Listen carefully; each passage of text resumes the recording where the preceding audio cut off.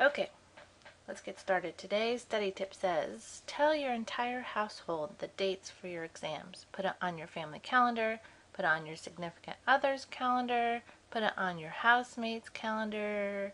Why? Well, then they know that you are going to be busy for the 2 to 3 days before the exam. There you go. They need to know.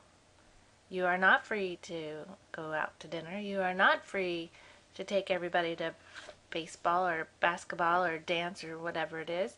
You can't hang out and party. Sorry, everyone has to wait till after your exam. Me, I'm busy after your exam. You give me that whole pile of papers, I think, oh my gosh. Next 2 days, my family needs to know that I'm busy. Okay, so chapter 20. Last chapter. Yay! Here's the thing.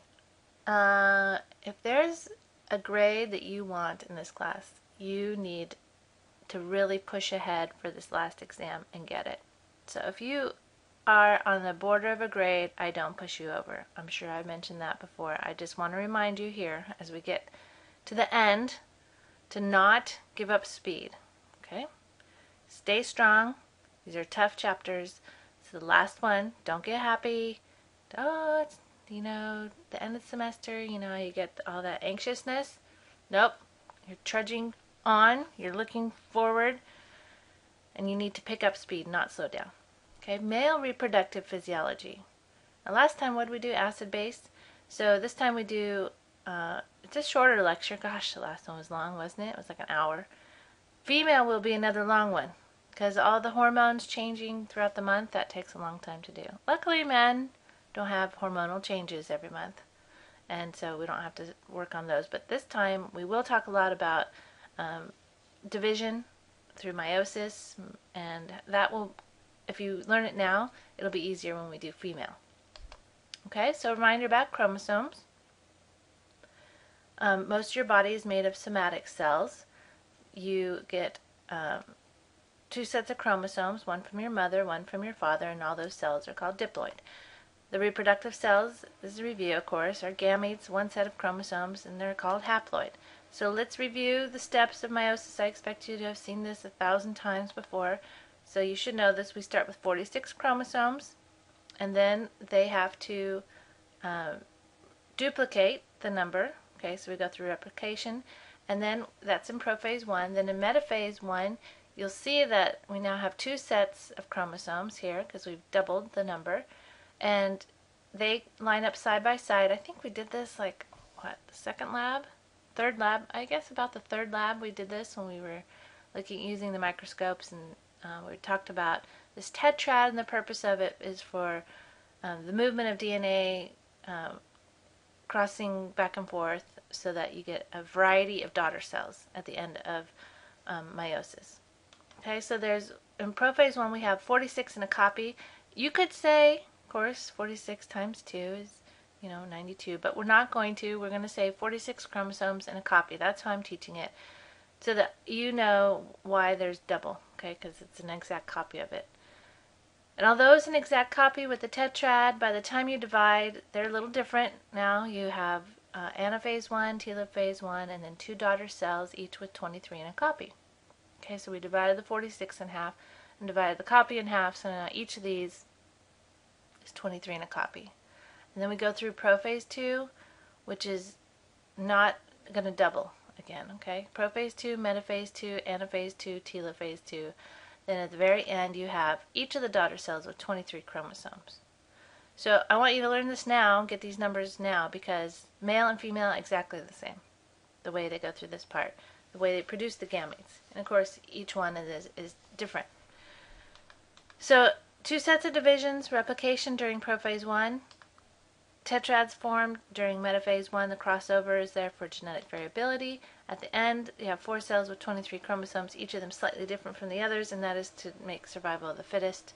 Plants do that, animals do that, bacteria, everything does that so that it survives. Okay. Sexual differentiation, 2, as you know, the XY chromosomes, XX chromosomes, 2 of the 46 chromosomes determine the sex of the animal. XY is male, XX is female. This is the genetic sex. Okay, and at week 7, the sex-determining region of the Y chromosome signals the gonads to become testes. Did you know that? So, really early on, week 7, I mean, think about that. Most women barely know they're pregnant at about that time. That's when the little teeny bean, it looks like a little, kidney bean, a little pinto bean, that's when it starts to get this testosterone produced, which is, of course, going to make it into a male. Okay, so the Y chromosome signals the gonads to become testes, and then by week 9, if there's no testosterone around, and the female then doesn't have that gene, so then they automatically become ovaries. Okay, this figure, technically, it's not a picture, it's a figure. I need you to know for both male and female, this will be the same.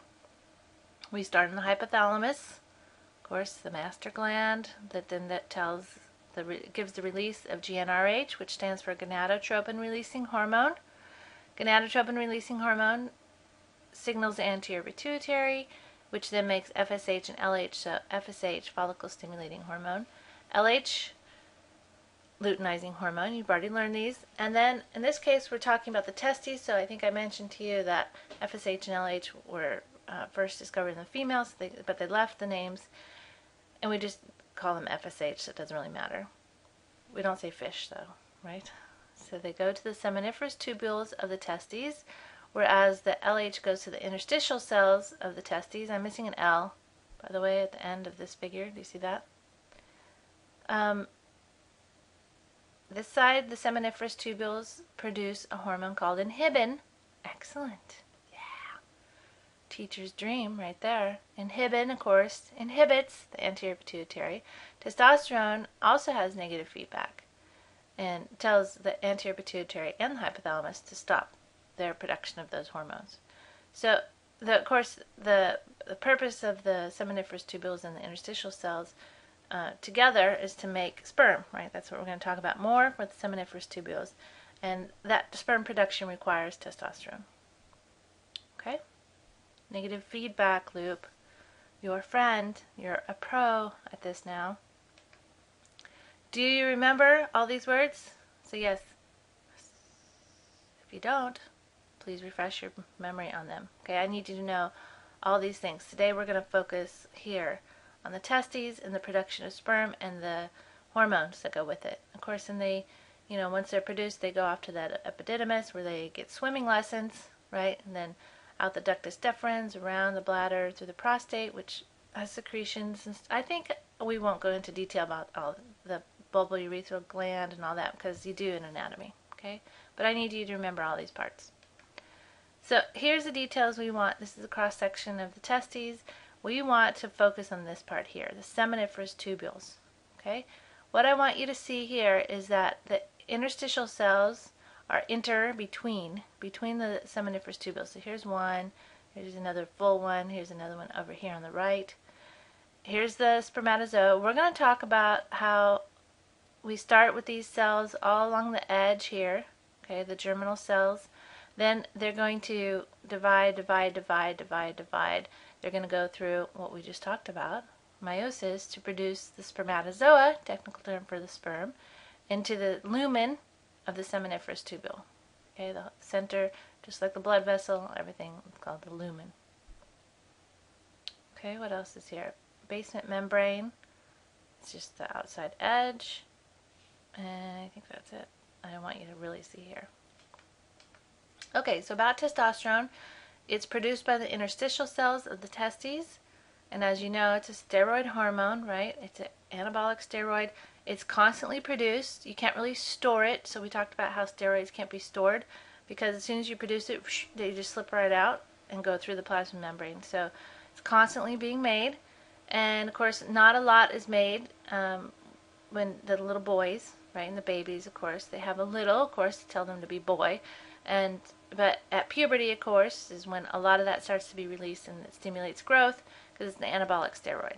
It signals sperm production in the seminiferous tubules, so that's an important part of this story, and all kinds of other actions. There's a table in the book, but you already know testosterone. We talked about increased muscle mass, right? And if you're a guy, and if you're not a guy, because we see the boys change, right? It changes their voice, right? I remember calling home. My little brother is 12 years. Well, I have many brothers. One 12 years younger. I'm like, Dad? He's like, no. Where's Dad? I don't know. I'll go see if I can find him, right? Like, who is that? That's weird. Like, all of a sudden, is my little brother talking to me. And of course, they get, facial hair and they get attitude. And you watch them walk home from the high school. I think that's funny. The boys walk home and they're like little bucks, like they're little deer bouncing into each other. They don't just walk home. They just hit each other constantly all the way home. They bounce around and push each other, and they're just messing around, but that's what they do, okay? 38-year-old male is upset about his low sperm count and visits a practitioner who commonly advertises his miracle cures of sterility. Actually, this practitioner is a quack who treats conditions of low sperm count with megadoses of testosterone. Okay, a quack is someone who's not really a doctor. The patients have a surge in libido, although sperm count goes even lower. Explain why, and what would a legitimate practitioner do for the patient? Okay, pause the show, make some notes, and think about this.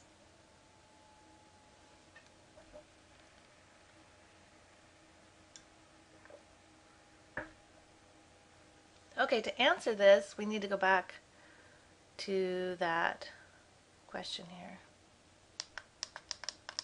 To the figure, not to the question, to the figure. Still can't say it.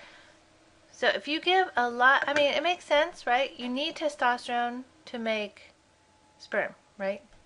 And so it is necessary, but look what happens when you give too much of it. It makes a negative feedback and actually stops the production of FSH, which goes to the seminiferous tubules to make sperm. So having mega doses of testosterone really makes more negative feedback and actually stops it. So it actually lowers the sperm count. Is that what it says? Treats condition, yeah. The patient has a surge, libido. If you don't know what that means, that's sex drive. Of course, so yeah. Okay, so testosterone makes the men have an increased sex drive, okay? Which makes sense. That's what the men are supposed to do. They're supposed to reproduce, right? Women, same thing. So although the sperm count goes even lower, so it goes lower because of the negative feedback of the testosterone.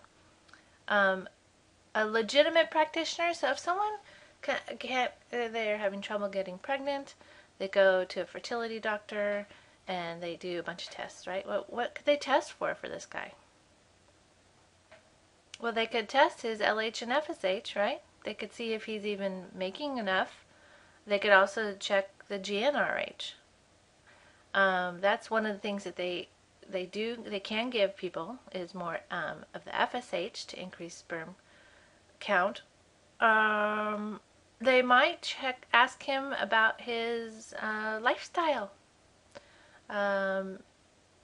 Sperm count goes down with the use of certain drugs. Oh, I know. The hot tub. Oh, the hot tub. Yeah, did you know this, right? That the hot tub kills the sperm. Because, the testes, remember from anatomy, prefer to be 3 degrees cooler than the rest of the body to keep the sperm happy. So if someone is a hot tubber, likes to take a hot tub in their backyard or whatever they do, we don't know, okay? This is how the Japanese actually have inadvertently kept their population under control. So it's tradition in Japan to have hot baths, and in the family, the father would be the first. So actually, they shower, wash off first, then you soak. It's a soaking bath, and then the mom, and then the kids. And so the father getting the hottest bath actually destroys the sperm, kills the sperm. And so Japan, unlike its neighbor across the Sea of Japan, which is China, because of this practice, they actually have kept their population under control. Even though they didn't know this, for thousands of years, they didn't know this, but this is actually one of the reasons why they have 1, 2 kids, 3, and in China they had so many. So It is true that you can burn the sperm. How about that? Tidy whities, that's the funny word for the white tight underwear. You know, they might say, are you wearing those? You know, you've got to keep the testes happy. And then there's amazing things that they could do. You can actually take the sperm, and you can actually now insert the DNA from the sperm into an egg. That's really fascinating. So there's all kinds of fertility stuff now. And this guy is not giving him the proper treatment. Mega doses of testosterone is not the answer unless you want to be a really great baseball player. Okay? Seminiferous tubules have cells. This is like a slice of it through here, so we could see one giant brown cell. It's called the Sertoli cell, and it kind of mushes around the cells that we're interested in now. The spermatogonia is the very first cell when we talk about meiosis. So what we want to do in this picture is it's just kind of upside down from the meiosis picture that we saw before. We had the prophase, metaphase, anaphase, telophase. So we're going to do the same thing. We'll start at the bottom of the picture though. We start here with the spermatogonia, and then we go through prophase 1, and we get a primary spermatocyte, and then we finish meiosis 1 and we get a secondary spermatocyte, and then we get a spermatid with 23 chromosomes, which then changes its structure into the shape of a spermatozoa. So the number of chromosomes hasn't changed.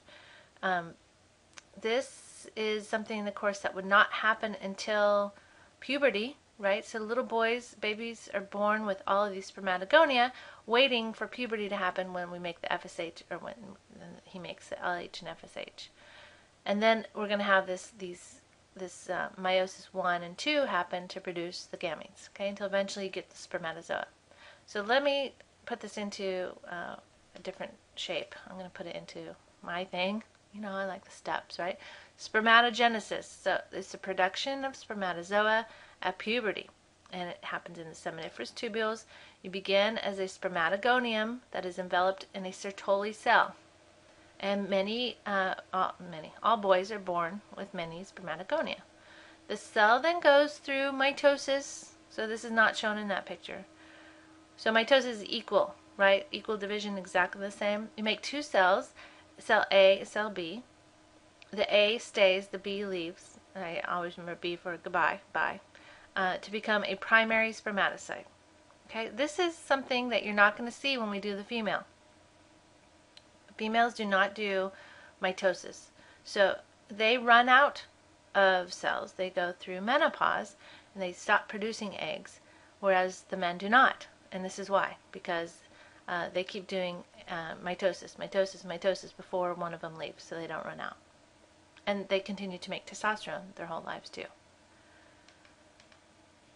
Step 3, the cell moves through the tight junctions of their Sertoli cells. I don't know if I showed that to you, but you can see here, if they showed it on the left side, there would be a whole nother Sertoli cell over here on the left, a brown one. And so this cell squeezes through here. This is the tight junction between the two Sertoli cells. So there it is. You see the membrane on the right of the right Sertoli cell, and then the membrane on the left side belongs to the one over here on the left. Okay, let's see, where are we now?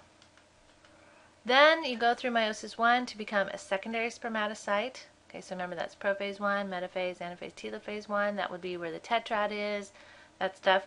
Then you go through meiosis 2 to become an early spermatid. By the way, just remember, the secondary spermatocyte has 23 plus a copy. Okay, so we'll write that down again in the next slide. Then through meiosis 2 to become a spermatid, so that has how many chromosomes? 23, just 23, no copy. We're at 23, so we're done. And eventually, though, we lose the cytoplasm and gain the long flagellum to become a sperm. And that's called spermiogenesis, the changing of the structure of the cell to become slender, skinny, like because it has to swim, right? So here it is again, okay, the third way. So we had that first picture, now then we had my list, now we have the second picture. Just a reminder about mitosis. Okay, this is 46 chromosomes. I'll write it here, 46. the cell B, right? It's going to leave, cell A will stay. Then the spermatogonia goes through prophase, metaphase to become a primary spermatocyte with 46. After prophase 1, there's 46 plus a copy, right? So we double. Then you finish, so that was prophase 1, metaphase, anaphase, telophase 1. Now you have secondary spermatocytes. How many chromosomes in these secondary spermatocytes? 23 plus copy, right. Then you go through prophase 2, anaphase 2, metaphase 2, telophase 2. Now you have 4 cells. Of course, they're all a little different. And how many chromosomes? 23 each, right. Now all you do is change the structure and you get what we call a spermatozoa. How many chromosomes? 23 again. Oops, I don't write 23. You can write 23. Okay? All right, let me show you a little animation of this.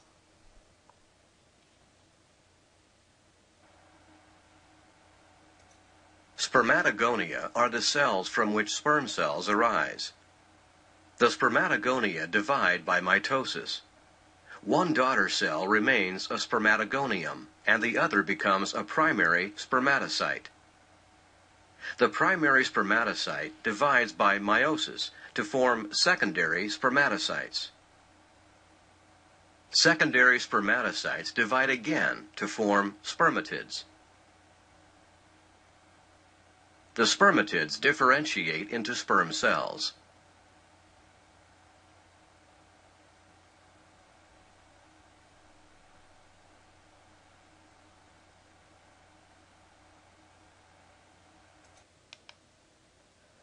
Okay, this is the spermatozoa anatomy.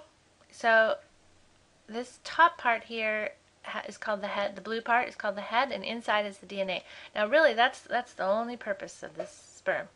Okay, the spermatozoa is just supposed to swim and drop off DNA. That's it. There's nothing else for it to do. That's its function, is to make more of, people. That's it. It's to make more. That's how it is in all the world of animals, okay, and plants. We have the acrosome, which is a large, it's like a lysosome. You can think of it like that, okay, because it has enzymes in it. That's why I would say it's like a lysosome. It has enzymes in the acrosome, and then this piece is called the mid piece, and it's got tons of ATP made by mitochondria so that we can move the flagellum, which is not labeled here as flagellum, but it is flagellum, one single with what they call a principal piece and an end piece. Now, a sperm for different animals look different. So this is a human sperm, but if you look at a rat sperm or a mouse sperm or a frog, whatever, you look at all of them, they're all a little different. So some of them are, not as, some of them have a little curved tip. I don't know why that would be, but they all have this swimming ability. Okay, and the swimming comes from the movement of microtubules. So it kind of spins, this part here at the mid piece, there's like a connection here where it spins like a propeller. Spin, spin, spin, like it winds up. And then it unspins, it winds down. And then it spins again one way, and then it unspins. Okay, so that's how it works. It doesn't wag back and forth like a tail of a dog. Okay, it's spinning. Anyway, I find that fascinating because it has no direction. Like, how does it know where to go? It just goes. The acrosome, when it reaches, this is a picture. I love this picture. It looks like Mars. This is actually an ovum. You can see how huge it is, like coming off the screen, right? And this little teeny sperm. And in fact, the largest cell in the human body is the ovum, and the smallest is the spermatozoa, right? Amazing. This acrosome, when it gets there, has to break through a layer of the ovum. So we'll talk about that next. To drop off the DNA. Okay, so this is called fertilization, when the egg and sperm get together. You know that. So this picture, we're actually going to start on the right side. So here's the ovum. Has a giant layer of protection around it called the zona pellucida. Okay, zona pellucida. And it's full of glycoproteins, sugar proteins. Okay, proteins that have sugars on them. And then there's another layer of cells called the corona radiata. What's corona? I mean, not the beer. Corona means crown, right? So it's a crown that goes around. This is all protection around the ovum, okay? And we will talk next time about this more, but learn it now and then it'll be easy when we get there. Okay, so the sperm comes up, and when it gets there, the acrosome releases its enzymes to start chopping away through the layers of the corona radiata. Okay, and it doesn't get through. So then the next one comes, and the next one comes, and the next one comes, and it's not until like maybe number 200 before that actually breaks through this protection of the ovum and the zona pellucida, the corona radiata and the zona pellucida, to where the actual DNA can be dropped off inside of the nucleus. Okay? Inside of the ovum. I just keep reading the wrong words and saying a different word. Okay? So now we have the sperm cell nucleus inside the ovum. We drop off the DNA, and then all kinds of other stuff happens we'll talk about. Okay? So this is what happens when the sperm travels through the female in order to get to the ovum. It has to go through what's called the acrosome reaction. Okay, so here's the plasma membrane and this I told you was called the acrosome here, this yellow part. Here's the head, remember, with the DNA. It's not activated, this is before activation. Okay, during activation, along the way, like you can think of, the pathway as being really dangerous, and it makes the acrosome membrane here fragile. Okay, the outer acrosomal membrane, so that by the time it reaches the zona pellucida, there's fusion and exocytosis of the contents of the acrosome. Now, if you just had egg and sperm and you put them together in a petri dish, they would not fertilize. Did you know that? They won't do it. It won't work. They don't just go, oh, there you are, bing. Okay, this actually has to be shaken up, disturbed, as if it was traveling this pathway. And once the acrosome has been released, or has been broken, and the enzymes are released, and you just get the DNA or the nucleus here. Okay, but if it's not the 200th one, or it's the 5,000th one, then none of it's going to work. And remember, there's a kabillion. I could say million, but I think there's more than that. There's a kabillion sperm, and so there's many to choose from, right? But there's only one winner, as you know, and it's not the first one. Okay, so the result of fertilization, putting together the two sets of chromosomes, results in a diploid zygote. Remember the word zygote? Now, the sperm transport it's dropped off from the penis into the vagina, yes, and it's acidic in the vagina. And that's because it's access to the outside world. And so a female body is protected with an acidic vagina so that bacteria doesn't grow and all kinds of stuff. So it's a dangerous journey, okay, for the sperm. Then, and you thought that was bad, then it's got to get through the cervix, which is full of mucus, and at different times of the month there's even more mucus, and it's got to get through there, and then it's got to get through the uterus, which has contractions, which want to push it out, okay, and then of course it's got to get through the uterine tube, the fallopian tube, where it's finally going to meet the egg. It doesn't meet the egg until it gets way up close to the ovary, okay, to the fimbriae. Remember all these words? If you don't, review your female anatomy too, because next time that's what you're going to need. So this is called sperm capacitation. That making it fragile along the way is called sperm capacitation. And when someone does in vitro fertilization, like I was saying, if they want to make what they call a test tube baby, right? That's what we used to call it. As I said, you can't put the egg and sperm together, but now researchers and doctors now know how to treat the sperm, how to shake them up in probably an acidic environment. They probably put in an acidic solution. They know how to actually change the sperm in the test tube so that it acts like it went through all of this acidic vagina and mucus and all this stuff. So then after they do that, they put the two together, and then you will get the fertilization in a test tube. Okay, so then the sperm has to penetrate the ovum. As we said, that we're just writing down what we saw in the picture now. The acrosome reaction releases the enzymes. It breaks through the first layer. What's it called? The corona radiata, right? Made of granulosa cells. So I need you to know that, because next time I'm going to talk a lot about granulosa cells. They make estrogen. Very important for the stories next time. So know that the corona radiata and the granulosa cells. And then the sperm has to break through the zona pellucida. That's made of glycoproteins. Okay, so more breaking through. And finally, once the winner gets through, bing, winner, there's something called a block to polyspermy. What's poly mean? Many spermy. Okay, think about that. That wouldn't work, right? You can only have 46 chromosomes. So you get 23 and 23. If you had 22 sperm come in, then it would not work, right? You wouldn't divide. It can't happen. So to prevent that from happening, there's a block to polyspermy after the zygote is made. And that what happens is the whole corona radiata lifts up, and so does the zona pellucida. Actually it's osmosis. A bunch of water comes in and lifts both of those up so that all the next, kabillion minus 200, as all those sperm come up, they can no longer get in. Okay, and by now the zygote has taken off. You can probably find a really neat YouTube video on that. I mean, it's so fast that the division of mitosis starts once that sperm drops off its DNA. Boom, 2, 4, boom, 8. Super fast. And there you go. That's how you all started your lives. Pretty amazing. Okay, we are done.